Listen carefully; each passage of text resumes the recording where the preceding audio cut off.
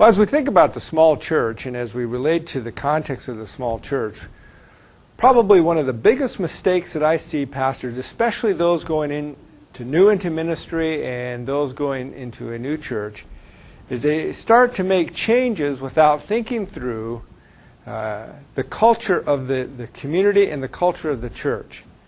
And so they start making radical changes without ever fully understanding the context in which they're ministering. So it's important for us as we think about the small church, as we think about being effective in leading the small church, that we understand, as we've talked about in the last segment, understanding the culture of the community. How does the community think? What is its values? What is its cultural perspective? And how can we minister within the context of that culture? But we also need to understand the context of the small church. That the small church has its own cultural context that's different than the cultural context of a larger church. Just as, for example, a small mom-and-pop grocery store would differ in terms of its view of leadership, its view of business, its view of management, than a large corporation such as Microsoft. So how do we understand the small church? How do we understand its context?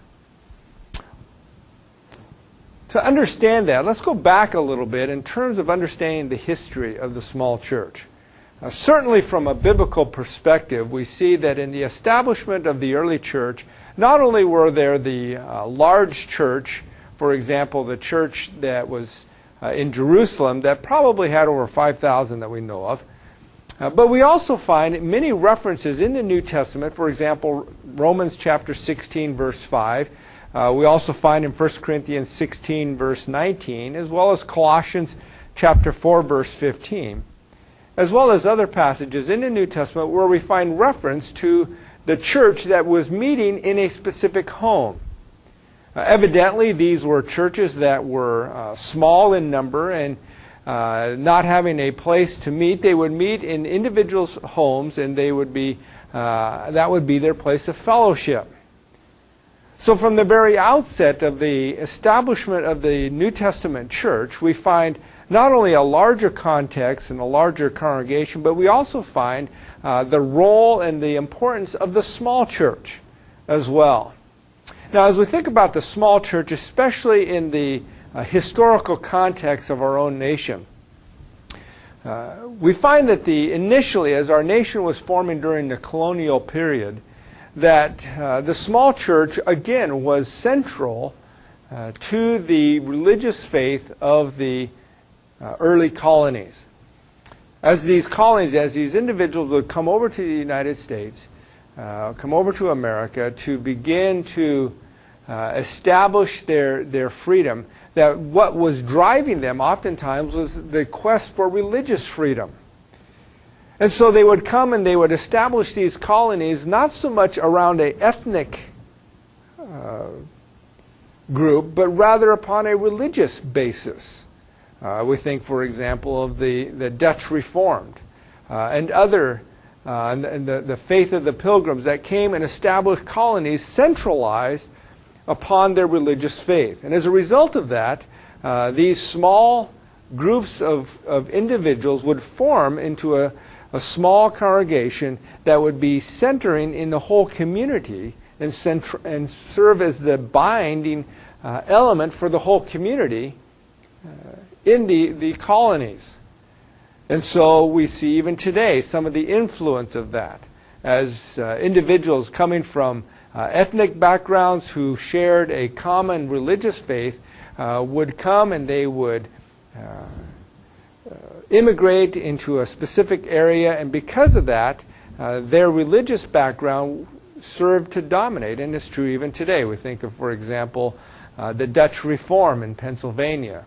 We also find segments in, for example, North Dakota, where you had the German influence, and as a result, you have a strong Lutheran background in these communities.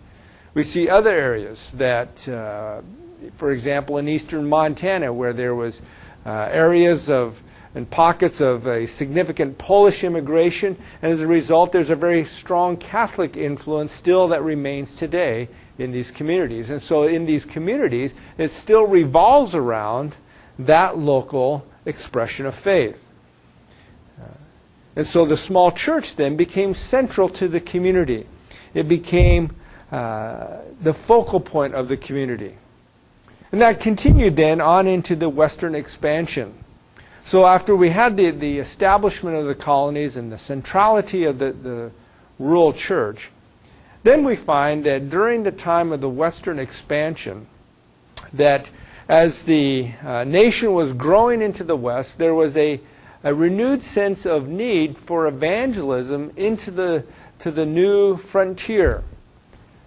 And as they were expanding and the population was moving westward, there was a fear then among the Protestant Christians that either the West would be lost to paganism, or it would be lost to the papal authority, to the Catholics. And so there was a strong sense of the need for Western evangelism. And so many of the denominations, the Protestant denominations during this time, began to formulate home mission organizations with the goal of sending missionaries into the frontiers, into the West, to evangelize not only the Native Americans, but also those who were the pioneers who were moving there. And so we had in the early 1800s, by 1830, nearly every major denomination in the United States had home mission societies that were seeking to establish small churches throughout the frontier. Even as late as 1845, we find that a man by the name of Lyman Beach wrote a book entitled A Plea for the West, and it was a call to send more evangelists, more missionaries into the frontiers to reach them. And as a result of that, then we find that there were a number of small little churches established in many of these small rural communities. And these became the center of that community, so that the life of the community would revolve around these small little churches. And they became the social center of the community. So that as people gathered together, it was the church that would bring them together. And they would come and they would socialize. And so we see the beginning of the revival movement. Because these revival movements were more, with their flamboyant speakers, were more than just a spiritual event. They were a social event. And so people would come because that was the going thing in town. And as a result, they would come to the service and they would hear the gospel and accept Christ as their Savior. And so the church then played a pivotal role within these small rural communities. And so the small church was pivotal. So we'd find that Sunday morning and Sunday evening were sacred times. Wednesday night was a sacred time. And the community would basically cease all other activities so that people could go to the church to hear the messages, but also to socialize.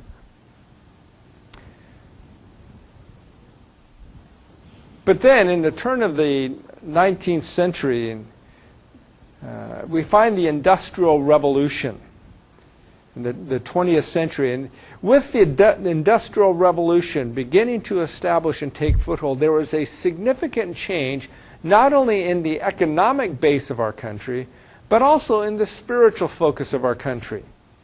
With the Industrial Revolution, the focus shift from the agricultural community and the small towns and the agricultural economy now to an industrial economy. And from that moment on, there was a beginning of a migration in our nation, a migration from the rural areas back into the urban areas where there was the industrialization and more jobs made available. And as a result of this, there was a significant impact within the church, because as the Industrial Revolution took hold, there was a new definition of success, a new focus. Under an agricultural economy, the focus was upon subsistence farming and survival. But with the Industrial Revolution, now there was the focus upon growth and expansion. And it influenced the church. And so as we look at the Industrial Revolution, there was a whole new language that was brought into the English language. We find words such as vision and goals and marketing and strategies now becoming key concepts into how we think. And as a result, these concepts were incorporated into the church. So instead of the church being there to encourage people, now the focus became on the growth of the church. And in many ways, that was a positive thing. It challenged the church to think again of what it's doing and how it can be more effective in reaching the lost. And so we see the church beginning to incorporate within them the same concepts, goals and progress and vision and expansion. But it also had an impact in terms of the shift from the rural church to the urban church, so that no longer was the focus upon planting rural churches in the frontier, but rather the focus shift to establishing urban churches and suburban churches. And so now the denominational focus shifted to emphasizing those urban pockets as a new outreach, a new missionary field. And so we see that the focus shifted. And now we see that no longer do the writings of Hodge or Calvin or Shedd play a predominant role, but rather the writings of Barna, Gallup or Drucker are now on the shelves of the pastors.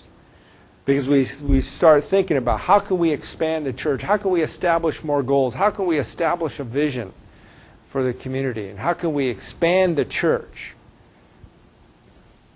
And so that the health today of the church is no longer measured by its adherence to truth and its adherence to doctrinal purity and biblical truth, but now the health of the church, like the health of a business, is now measured by growth and by numbers and how much we're growing. And as a result of that, the small church began to become the stepsister, if you would, in the church. It became the second-class citizen.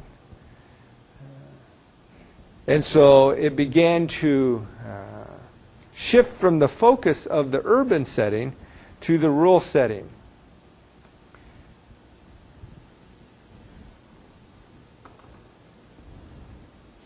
And so as we think about the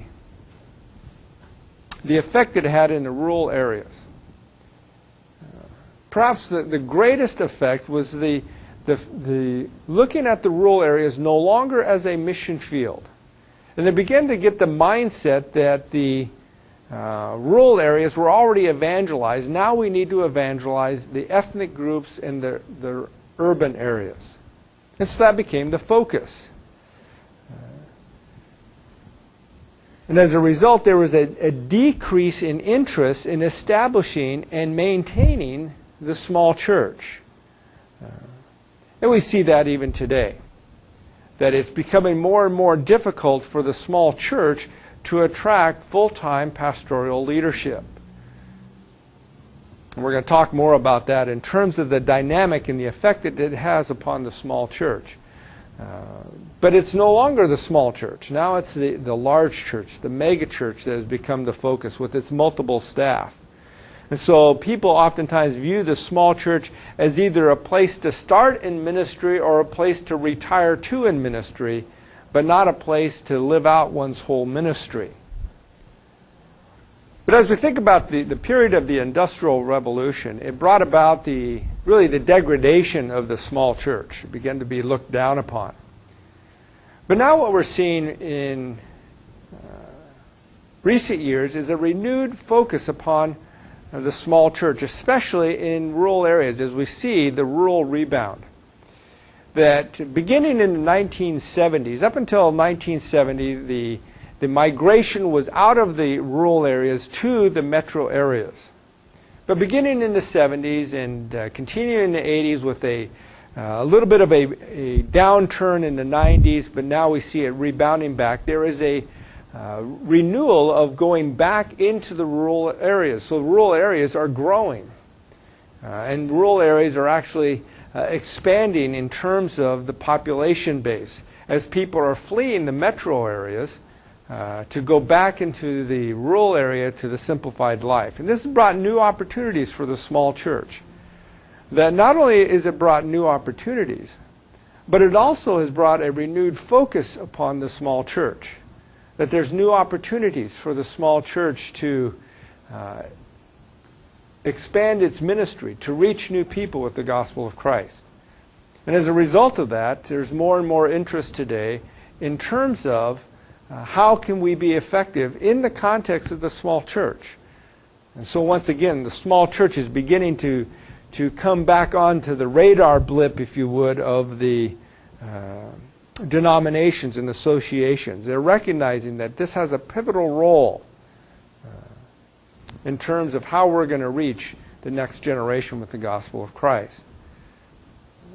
So as we think about this, and we think about the rural rebound, certainly the church growth movement had some significant positive impacts in terms of the church. But also we're beginning to realize now that the measure of success in the ministry, the measure of the health of the church, must be more than just numbers. That we can have significant growth in numbers but still be very unhealthy spiritually. Or we can actually be plateaued numerically but still be growing and becoming very strong spiritually and showing forth a dynamic of spiritual health.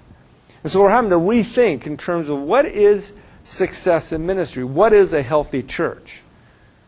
And so now the focus has shifted from church growth to church health. And so how does that play out in the small church? Well, again, as we think about the small church, we need to understand its context.